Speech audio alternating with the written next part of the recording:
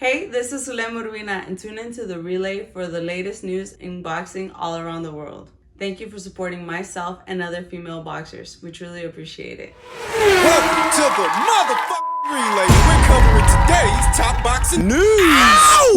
Okay, we'll start with this. It appears we're getting the first glimpse of what the immediate future may hold for the reigning IBF champion Caleb Plant in the super middleweight division, as Anthony Dirrell knows who he wants to fight next, and it is none other than Caleb Plant. Surprise, surprise. I really can't say as I am. And I wonder if Al Heyman, with all the wizardry he's become associated with as of late, I wonder if Al can find it in the budget to get Caleb Plant $8 million, $10 million to fight Anthony Dirrell the way that Caleb would be making $8 to $10 million fighting Canelo. Not on the PBC Fox side of things, but on the DAZN side of things. I wonder if Caleb will make for this fight what he could be making across the street for that fight. He won't. The boxing world is still reacting to the collapse of Canelo Alvarez versus Caleb Plant, and at least on social media, it would seem like the boxing world is divided on all of this. You know, one Twitter account that goes by the name of Dan said, DAZN keep overpaying Canelo for mismatches. Nobody in the U.S. cared about Canelo versus Saunders, Smith, Fielding, or Yildirim. At least Al Heyman makes interesting fights. Pacquiao Spence in a few weeks. Yeah, that's one fight among how many others? Kofi versus Rice, ring a bell? Dirrell versus Brooker. Charlo versus Montiel. David Benavidez versus Jose Uzcategui. These are good fights. Interesting fights. If Al Heyman and the people over there at the PBC had half a brain, they'd call off that David Benavidez versus Jose Uzcategui fight and reshift David's focus to preparation for a Caleb Plant pay-per-view, because that's the best they can offer up right now. That's the best they can do. You know, a lot of people aren't taking stock of where this entire situation has left the PBC and their entire stable of fighters, the ones they hope to match against Canelo Alvarez. Without Canelo to help you doll up those cards and help sell those fights, You're going to have to give Fox something. something that drums up business, something that generates revenue, puts up good viewing figures. You're going to have to. And What you've been doing so far won't cut it. network executive Bill Wanger made it crystal clear when they first jumped into bed with the PBC that they want to stage 4 to 5 big pay-per-views annually. And fights like Ruiz versus Chris Arreola, Yeah, it's not going to cut it. no, I don't think that's what the people over there at Fox had in mind when they entered into that deal. They want results, because believe you me, Fox can live without the PBC, but can the PBC live without Fox? What have you got that's going to make them renew? Because this year, the deal is up, and the people over there at Fox have the option to extend that deal for one more year. They have that option, but they can always decide not to based on how the PBC's programming has performed thus far. And you don't have Canelo Alvarez. You don't have him as a bargaining chip. You lost a lot of people, a lot of money with that Wilder versus Fury rematch. They didn't get back what they put in. Don't let the numbers fool you. Yeah, the second pay-per-view with Wilder and Fury, it outperformed the first. But the second pay-per-view with Wilder and Fury costed more money to make. Bigger operational costs. That resulted in a box office flop. So let's recap. You don't have Canelo Alvarez as a bargaining chip to get Fox to renew the deal. Your big pay-per-view with Wilder and Fury, the second one, that one was a box office flop. And the third one, that one's been delayed well over a year. You better hope that one doesn't flop, though. And your best bet to drum up any kind of business with a pay-per-view on Fox right now, in the immediate future, is the upcoming Errol Spence Jr. versus Manny Pacquiao welterweight contest. And I do think that pay-per-view has the potential to be a success, but beyond that, if Errol Spence Jr. wins and he retires Manny Pacquiao, Is he going to be able to keep putting up those numbers? whatever they are, whatever number that turns out to be moving forward, will Errol Spence Jr., off his own name and not the name of his dance partner, will he be able to bring in big pay-per-view buys on his own? You know, his numbers started to decline after the Mikey Garcia fight. No, he didn't bring in with Sean Portier what he brought in with Mikey Garcia. Mikey, who helped him sell that fight to the Chicano fans, who we all know are the lifeblood of boxing in this country as far as generating revenue. He didn't bring in with Sean what he brought in with Mikey, and he didn't bring in with Danny what he brought in with Mikey. Hell, with Danny, he brought in less than what he brought in with Sean. So, I mean, yeah. The Errol Spence Jr. versus Manny Pacquiao pay-per-view does have the potential to be successful, but beyond that, can Errol continue to bring in those numbers on his own, devoid of a dance partner with the marquee value of a Manny Pacquiao? Because if he can't, then Errol alone that's not enough reason for Fox to renew the deal with the PBC. It might not be. Manny Pacquiao is a proven draw, but he's a proven draw who is in the twilight of his career. And should Errol Spence Jr. retire him in a matter of weeks, that won't make Errol the same draw that Manny was. It's Manny that's bringing the viewing figures to the table. It's Manny that's bringing the paying customers, the paying fans, because we see what kind of numbers Errol Spence Jr. was doing up until that point. What, a little over 200,000 buys? I think this situation in its entirety is being grossly overlooked. Just how much the PBC needed to land that Canelo Alvarez account, how much they needed to get him on board, get him on their side of things, so that Fox could then have reason enough to re-up with them, renew. And a lot of people are in denial about this. One guy on Twitter goes by the name of Given Quality says, it doesn't matter who Plant fights. It doesn't? He's back to the same place he was before negotiating. Canelo has to accept fighting on PBC and has to do pay-per-view. Until he's ready to really prove his value again through exposed pay-per-view numbers, he will continue to accept smaller guarantees versus Euro bums on DAZN. And whoever this guy is, he's living in a bubble. Canelo's the proven draw. He's got nothing to prove. He broke the indoor attendance record in his last fight in this country with a guy who I'm pretty sure most people in this country aren't even familiar with, okay? It's not Canelo Alvarez that has anything to prove. He's a proven draw. He's gonna make 8 figures with or without the PBC, and that's proven. That's what he's been getting so far. No, it's not Canelo Alvarez that has something to prove. It's Al Heyman to the higher-ups over there at Fox. He's got something to prove. He's got to prove to them that they should continue doing business with him. He's got to prove to them that there's reason enough to extend their deal beyond this year when the deal is set to be up. He's got to prove to them that PBC is a worthwhile enough investment that they should continue doing business moving forward. And if he can't do that, if he can't prove it, bye-bye PBC on Fox. Believe me, it does matter who Caleb fights next. And it matters a lot. Because you can't do with Anthony Dirrell the kind of business you'd drum up with Canelo Alvarez. You just can't. It is in no way, shape, or form an adequate substitute in terms of size, scale, revenue, and relevance. No, sir. Even worse is that Caleb Plant can't make fighting Anthony Dirrell on Fox what he would make fighting Canelo Alvarez on DAZN. That's right. Caleb Plant by himself ain't a $10 million fighter, and adding Anthony Dirrell to the equation doesn't help his plight. It doesn't help his case at all. Moreover, there is no fight that Caleb Plant can have on the PBC Fox side of things that would pay him the way DAZN would pay him to fight Canelo across the street.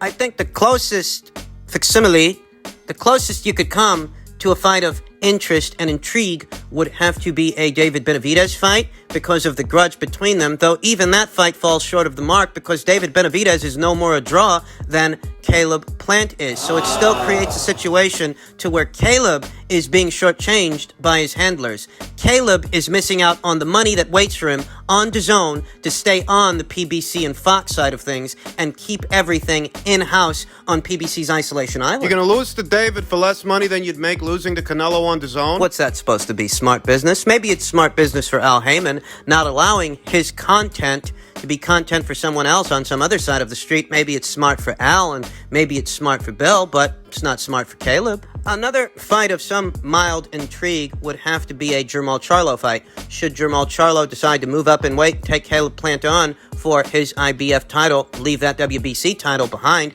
Jermall Charlo's not doing a hell of a lot at 160 pounds. He's not going to unify with Demetrius Andre. They keep finding reasons to not have that fight. They're insistent that they want Gennady Golovkin, but Gennady Golovkin is going to cap off this year with Ryota Murata in a unification match on New Year's Eve. He's not going to fight Jermall Charlo, and if I'm being honest, I'm not even sure that Jermall really wants him so much as he wants to use his name to have articles written about him. Better still, Golovkin versus Charlo, it's not going to happen. So Jermall Charlo, he's not doing a heck of a lot in the middleweight division, and what they can do is move him up to the super middleweight division and match him against Caleb Plant as a substitute for the Canelo Alvarez debacle. The Canelo Alvarez fight, that's not happening. They can try that, but even with Jermall, we saw what the pay-per-view numbers were. We saw what pay-per-view numbers looked like in his pay-per-view debut, and they weren't nothing to write home about. The only guys out there that even know who David Benavidez and Charlo are hardcore boxing fans, and there really ain't that many of them. They don't have casual appeal, either one of those guys, either David Benavidez, Charlo, or Caleb Plant. So you can try to stage fights between them, be a blip on the radar, but it's still no substitute for the business Canelo drums up. They're going to have to do something. You've got to try to get the higher-ups at Fox to renew that deal, or at least extend it for at least one more year. Buy yourself more time to put on some impressive fights and put up some impressive viewing figures. And Caleb Plant versus Anthony Dirrell, that ain't going to cut it. That simply won't do. You're going to have to start matching these guys tough. No more foregone conclusion filler fights. No, these boys are going to have to earn their money is what they're going to have to do. And you have to make either Caleb Plant versus David Benavidez, Caleb Plant versus Charlo. One or the other. You're going to have to put up something that's going to be a blip on the radar, because nobody, and I mean nobody, cares about Plant versus Dirrell. What, he's supposed to be a substitute for Canelo? Never mind the argumentative idiots and bot accounts you find online, you find on Twitter, you find on YouTube, you find on Facebook. Never mind those people. Those people don't represent the boxing community at large, the real paying public. And the real paying public, they're not interested in Plant versus Dirrell. Can't substitute a Canelo fight with that. But you're replaceable to Canelo. You are. And you are slowly starting to find that out. And, I really wanted to take my time with this subject I did, cover it from as many angles as possible. What happens with Canelo moving forward? What happens with Caleb Plant? What happens with PBC and Fox if they can't deliver big fights to them? There's a lot of angles to cover this story from, and there's just so much wrong with it. So much that's wrong for the boxing fan and so much that's wrong for the boxer. This is all about Al Heyman and Bill Wenger being able to charge me and you more money for the same fights we could be watching on DAZN at a reduced price. That's what this is all about. For Caleb, it's even worse. Caleb was one of 3 unbeaten champions in the super middleweight division. Now it's down to 2, Canelo Alvarez and Caleb Plant. It's safe to say that Canelo Alvarez would be the favorite with the bookies, the considerable favorite. It's safe to say that whether it's Caleb Plant versus Canelo Alvarez or Caleb Plant versus David Benavidez, a loss is right around the corner for Caleb. That leaves him with 2 options. Lose to another fighter for less money than he'd make fighting Canelo on DAZN, since Canelo's made up his mind and he's not going to take that Fox deal. There's that. And then there's fighting more stiffs. More Mike Lee, the Subway guys, more Vincent Farfan-Dugans, in order to help extend his reign as a champion and not take on any risks. Hang on to that IBF title long enough that perhaps Canelo will revisit the fight. That might be a long shot. I won't dismiss the possibility that that could happen outright, but we honestly don't know that he will. We honestly don't know that Canelo Alvarez might so decide to abandon his campaign to become this division's undisputed champion on the premise that the PBC can't get the deal right for him. You might say fuck the whole goddamn thing. Since the PBC's only leverage in the situation is an alphabet title, and these days there's no shortage of alphabet titles. They've already expressed an interest in an R2 or better beef weeks before this fight collapsed. The name of Dmitry Bivol has been thrown in the hat. The winner of Golovkin versus Murata is an option. Among several others, I'm hearing that the names of John Hryder and Gongora are also being thrown into the hat as well. And Canelo's going to do what Canelo's going to do because he's a proven draw, a proven box office star, something that neither Caleb Plant, David Benavidez, and Charlo are. Thus, Canelo Alvarez can do good business every time he gets out there, and his adoring public won't fault him for it, because this is the first time that a Canelo Alvarez fight has collapsed. There's just so much wrong with this situation. Bob Arum, for all his flaws and all his drawbacks, didn't stand in the way of his fighter's biggest payday when it came to Jose Ramirez. He knew that that's not a $4 million fight on the top-ranked ESPN side of things. So what he did was he let his guy cross over and win that belt from Mighty Mo Hooker. In the process of doing that, Jose not only became a unified champion, but he scored a career-high purse of $4 million. The saying goes, you better get while the getting is good. And when it comes to Canelo Alvarez, that can be a lot more elusive than you think. He's already approached Caleb Plant for a fight 3 times, and not a single one of those 3 times did the fight get done. If Bob Arum can let Jose cross the street for a payday, why can't Al Heyman let Caleb Plant do the same thing? God only knows that he'll make more money losing to Canelo on DAZN than he would make losing to David Benavidez on Fox. Now, this is the conflict of interest that is created when a guy's got too much power, too much control over a fighter's career. That's what's happening here. You cannot act on the fighter's behalf and simultaneously act on the network's behalf, because what might be right for one might not be right for some. The network wants to keep all that content on their side of things, even if it comes at the expense of the fighter. Therein lies the dilemma. Therein lies the problem, the conflict of interest. You want to satisfy your network affiliates at Fox, but that's coming at the cost of Caleb Plant's biggest price, his biggest payday. That's coming at the cost of your fighter. So are you really acting in good faith? And are you really acting on that fighter's behalf? Are you fulfilling your fiduciary duty to that fighter and securing him the biggest paydays he can possibly get? Is that what you're really doing? Or are you shortchanging that fighter for the network that gives you a budget? The network that gives you slots on their platform? What's really going on here? Is Caleb Plant even at liberty to make decisions for himself? Is he even at liberty to express his discontent? Does his contract have a non-disparagement clause? Would bar him from disparaging the PBC and how they manage their fighters in any expressed form of communication. I know there are a couple of freaks and geeks out there, a couple of mutants that'll still argue about the virtues of pay-per-view at a time when piracy is at an all-time high, and it's significantly cutting into the buy rates of these pay-per-views. I know that there are a couple of bot accounts out there that still think pay-per-view is the way to go for a fighter, but it can't be the way to go for Caleb Plant if the Canelo fight is long gone, if the Canelo fight isn't happening at all. If the only place for the Canelo fight to happen is on DAZN, then the fiduciary duty of the manager to the fighter is to send him over there, because having the fight on DAZN pays you more than not having it at all. It definitely pays you more than a Dirrell fight. Or a Benavidez fight. I mean, God forbid he should lose to him, because then it really will have come full circle for Caleb Plant, and this will be one of the biggest goofs in postmodern boxing.